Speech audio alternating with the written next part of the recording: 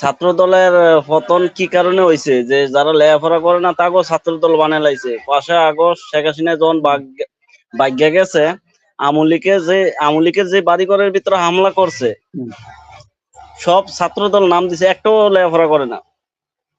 প্রত্যেকটা আমগা এলাকায়, শরীয়তপুর বিভিন্ন এই যে মিডিয়াতে আহে আমগা এলাকায় আমলিকের বেশি, কিন্তু এই বিএনপি যারা হামলা করছে, যে শেখ হাসিনা ভাগ্যে যাওয়ার পরে এখন ওই ব্যক্তিকেও আবার আহিরা আমলিকে আনছে।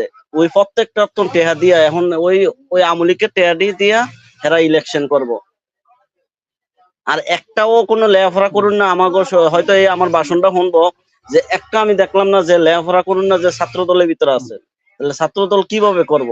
যে ছাত্র দল আছে যারা লেখাপড়া করে এরা ভদ্র, কিন্তু এই যে যারা লেখাপড়া করে না এ দিয়ে এলাকায় যে চান্দাবাজি করতেছে আর করতেছে, বিএনপির ধ্বংস করে দিব।